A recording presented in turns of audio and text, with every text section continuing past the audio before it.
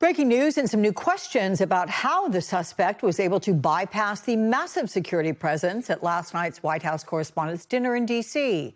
Acting Attorney General Todd Blanche said he believes the suspect checked into the hotel on Friday. Blanche also said investigators are looking into reports the suspect assembled the gun somewhere outside of his room before attempting to storm the area where the dinner was underway. Let's bring in our friend, Massachusetts Congressman Seth Moulton, member of the House Armed Services Committee. It's good to see you. Let's talk about what happened last night. A scary situation for everyone in that ballroom, everyone watching at home. What went through your mind about security, and would a high-profile event like this normally ever bring the thought of something like this happening when you think we got a lot of security, we know the president is here? I mean, obviously, there's security there for a reason, because we want to prevent something like this from happening. But what's shocking is just how close he got to the actual ballroom. That's what surprised me. You have Acting Attorney General Todd Blanche. I mean, he's calling last night a massive security success story because of how quickly Secret Service was able to subdue the suspect. But is that a fair assessment? I mean, how concerning is it, to your point, that the suspect was able to breach the perimeter of this ballroom in the first place? Yeah, I mean, that's the big question, Alex, and that's certainly the big concern, because he was stopped, but he was stopped at the very last minute.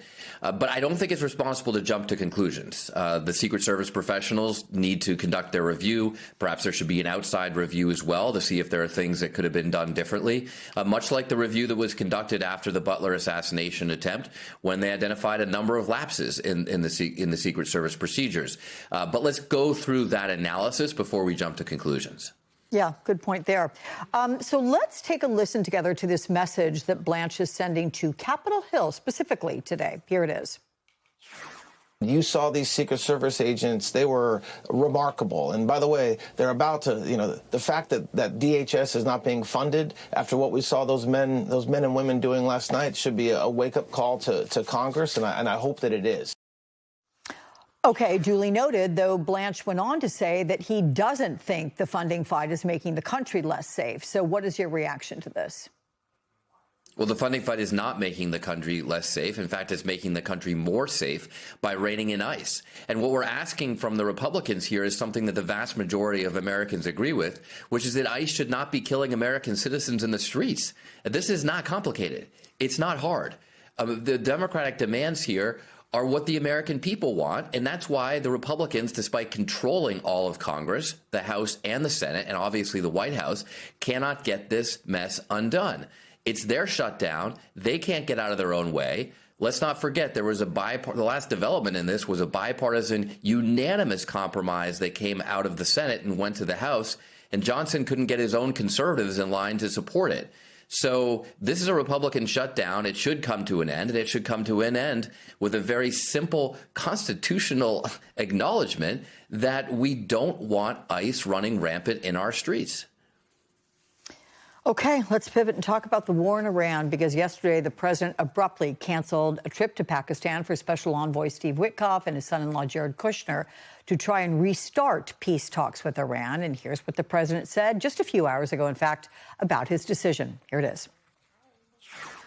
And by the time they get there, it's hours and hours and hours of flying. And I said, we're not doing this anymore. We have all the cards. If they want to talk, they can come to us or they can call us. There is a telephone.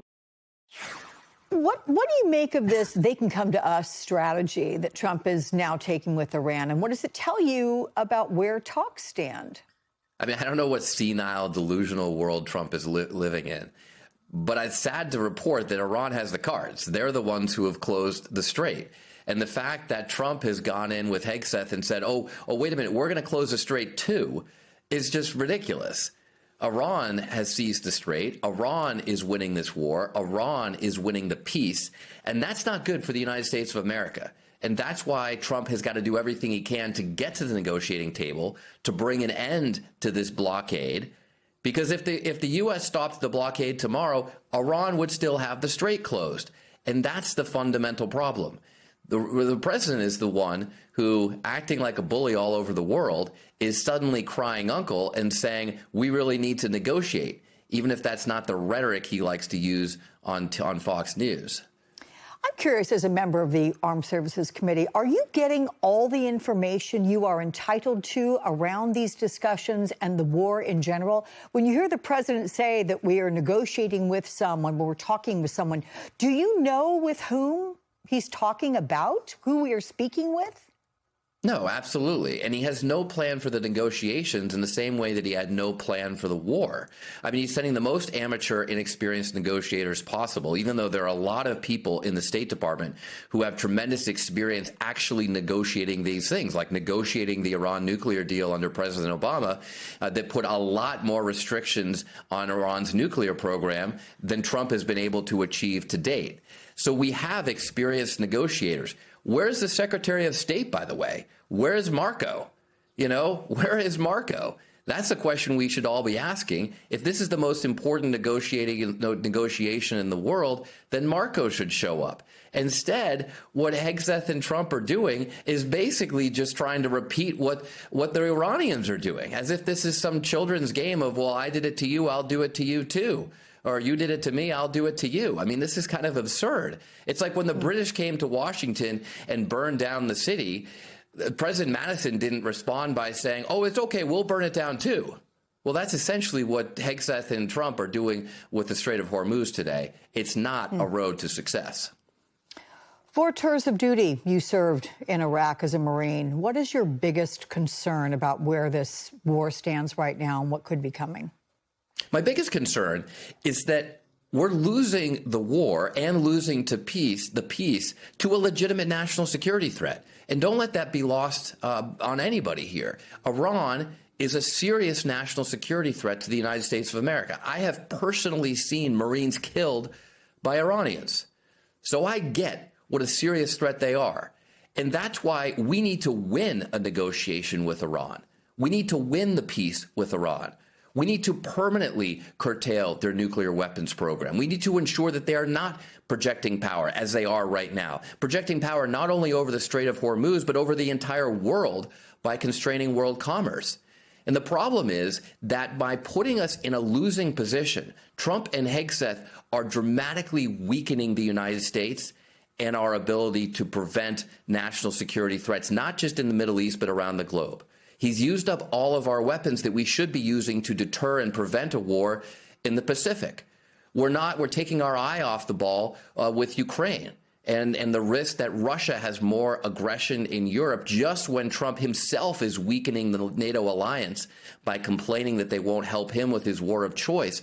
All of this is bad for our national security. All of it is making us less safe. And the only thing it's doing is raising prices here at home. Gas is going up. Costs are going up, and the only people benefiting it, really the Ayatollahs are doing pretty well, and the oil guys, Trump's oil buddies, they're doing great. And oh, let me not forget his own family who are cashing in on polymarket bets every time the oil markets swing one way or another because of what Trump says. So the American people are losing. Our national security is weaker, and the only people cashing in are Trump and his family and his oil buddies. Congressman Seth Moulton gave us a lot to think about. Thank you so much.